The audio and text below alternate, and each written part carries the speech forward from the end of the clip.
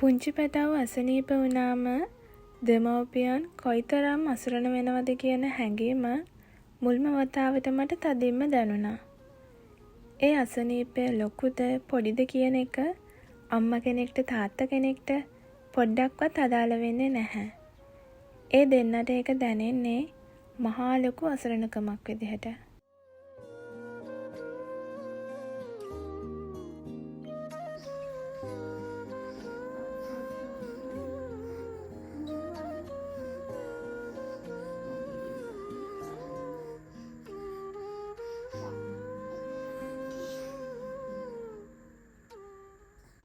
Weather change එකත් එක්ක මේ දවස්වල පුංචි අයටයි ලොකු අයටයි හැදෙන වෛරස් එකක් තමයි හස්බන්ඩ්ටයි බබාටයි දෙන්නටම හැදුනේ. ඒක හැදුනාම ටිකක් අමාරු වෙනවා.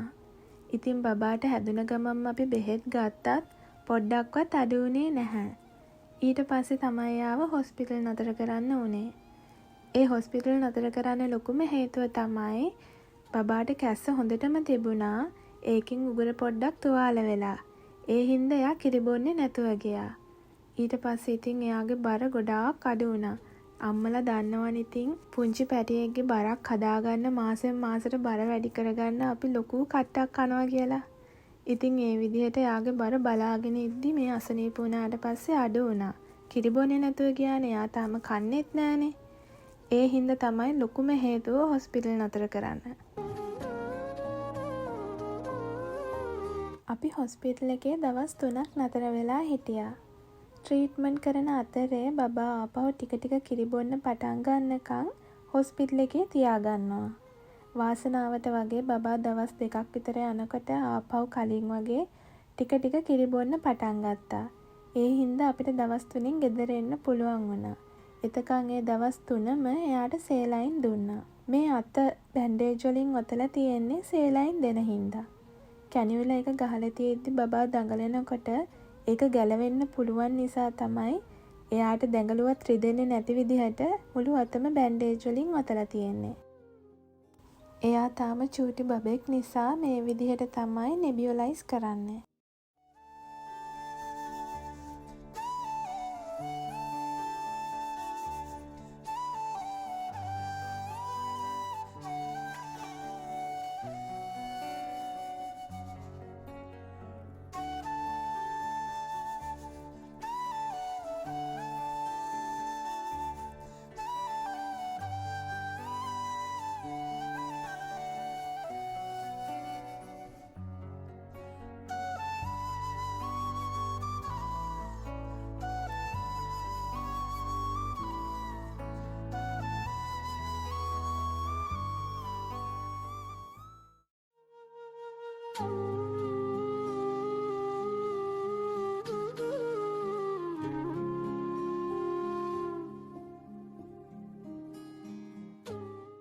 ඔයාලට මට කියන්න බැරි වුණා මම ඒක මතක් කරන්නම්. කලින් vlog එකේ ඔයාලා ගොඩ දෙනෙක් මගෙන් ප්‍රශ්න අහලා තිබුණ ප්‍රයිවට් මැසේජ් කරලා කමෙන්ට් කරලා තිබුණා. ඉතින් තයිරොයිඩ් ගැන තමයි ගොඩ දෙනෙක් මට මැසේජ් කරලා අහලා තිබුණේ. ඉතින් ඒ ගැන ඔක්කොම විස්තර ඒ අහලා තිබුණ ඔක්කොම ගැන විස්තර ටික මම ඊළඟ vlog එකෙන් ඔයාලත් එක්ක ෂෙයා කරගන්නම්.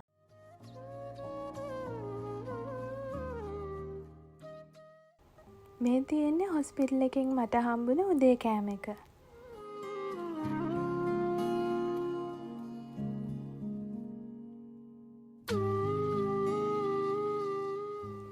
අපි බබාට බෙහෙත් ගන්න යන්නේ වෙනදාට බබාගේ වැක්සින් එක විදින ක්ලිනික් එකටමයි. එතනින් තමයි අපිව මේ හොස්පිටල් එකට මාරු කරේ. මේක ජෙනරල් හොස්පිටල් එකක්. අපි දැන් මේ ඉන්න රූම් එක ඒකට රූම් චාර්ජස් නැහැ. හැබැයි අපි මේකේ ඉද්දී තව ලෙඩෙක් ආවොත් අපිට මේ රූම් එකෙන් වෙන රූම් එකකට යන්න වෙනවා. ඒ රූම්ස් වලට දවසට යෙන් 13000ක මුදලක් අය කරනවා. ඒක අපේ අතින් තමයි ගෙවන්න ඕනේ. ඉතින් අපි ඉද්දි වෙන කවුරුත් ආවේ නැහැ. ඒ නිසා දවස් 3ම අපි මේ රූම් එකේ තමයි හිටියේ.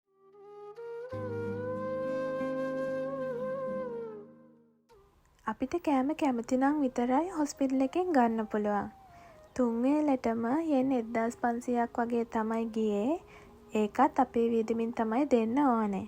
බබාගෙන් හස්බන්ඩ්ටත් වෛරස් එක හැදිලා එයාටත් ගොඩාක් අමාරු වුණා. ඉතින් තුන් වේලෙටම හස්බන්ඩ් කෑම අරගෙන එන්න අමාරු නිසා මම හොස්පිටල් එකෙන් තමයි කෑම ගත්තේ.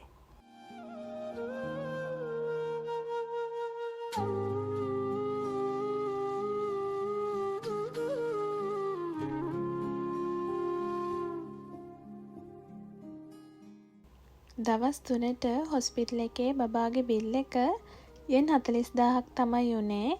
ඒක මුලින් අපේ අතින් ගෙවන්න ඕනේ. ඊට පස්සේ මාසෙකින් විතර ඒ මුදල අපිට ආපහු හම්බෙනවා.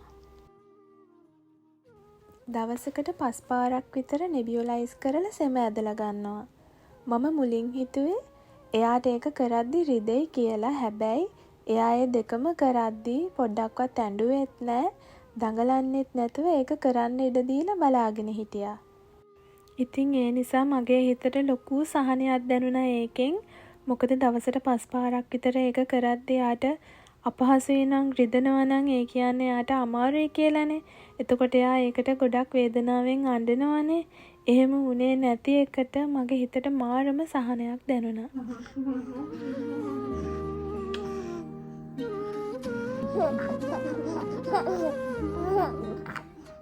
හොස්පිටල් එකේ ඇඩ්මිට් වුණ වෙලාවේ මාවයි හස්බන්ඩ්වයි එළියෙන් තියලයි බබාට කැනිවල එක ගහලා ඒ විතරක් නෙමෙයි කොරෝනාත් චෙක් කරා. ඔයාලට ඉතින් හිතා ගන්න පුළුවන් මේ වගේ චූටි බබෙක්ට කොරෝනා චෙක් කරනකොට මොන වගේ වේදනාවක් එන්න ඇතිද කියලා. ඉතින් අපි දෙන්නට එකපාරටම හයියෙන් බබා කෑ ගහලා අඬනවා ඇහුණා. අපි දෙන්නට එයා ගාවට යන්න විදිහකුත් නැහැ. විනාඩි 10ක් 15ක් විතර එක දිගට හයියෙන් කෑ ගහලා අඬනවා ඇහුණා. ඉතින් අපි එයා ගාවට යනකොටත් ගොඩාක් අඬනවා. ඒ වෙලාවේ අම්මා කෙනෙක් තාත්තා කෙනෙක් විදිහට අපේ චූටි පැටියා ඒ හිටපු විදිහ දැක්කාම අපි දෙන්නට මහා ලොකු අසරණකමක් දැනුනේ.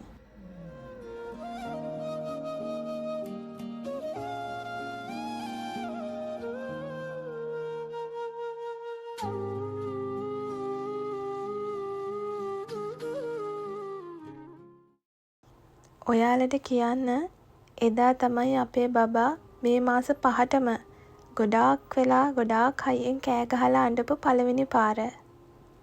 මට තාමත් අපි යනකොට එදා එයා ඒ අඬා හිටපු විදිහ මැවි පේනවා.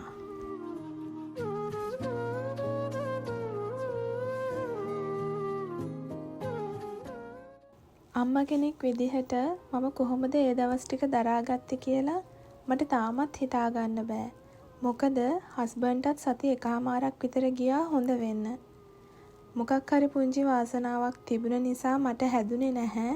මටත් හැදුණා නම් මට හිතා ගන්නවත් බෑ මේ වගේ අවස්ථාවකට අපි තුන්දෙනාම කොහොමද මූණ දෙන්නේ කියලා.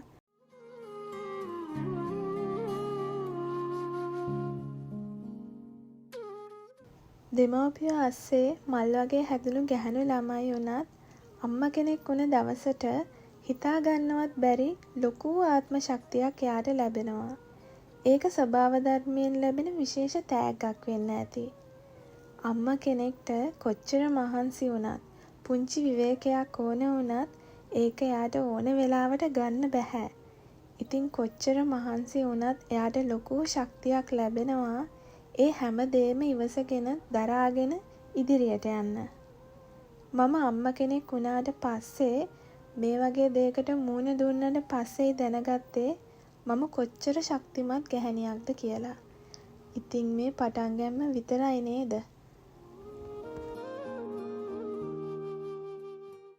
කැනිවල එක ගලවද්දි නම් ඇඬුවේ නෑ හැබැයි. ඒ වුණාට දවස් 3ක් එක දිගට බැන්ඩේජ් එක මුළු අතේම ඔතලා තිබුණ නිසා බැන්ඩේජ් එකට එයාගේ අත ගොඩක් කැපිලා තිබුණා.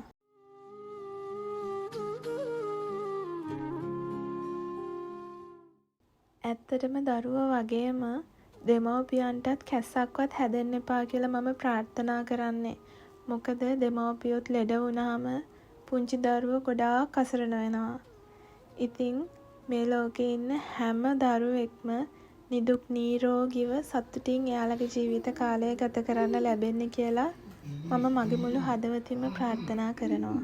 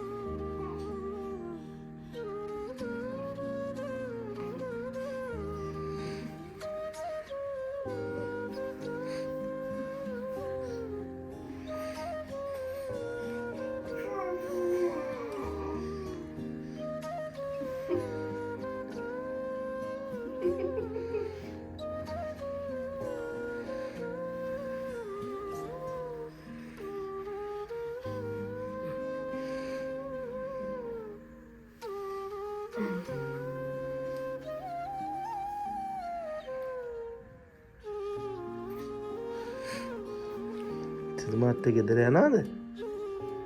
ඈ? ගෙදර යන්න බැයිද? නේද? ඈ? මම සන්තිවත් එක්ක ඉන්නවද?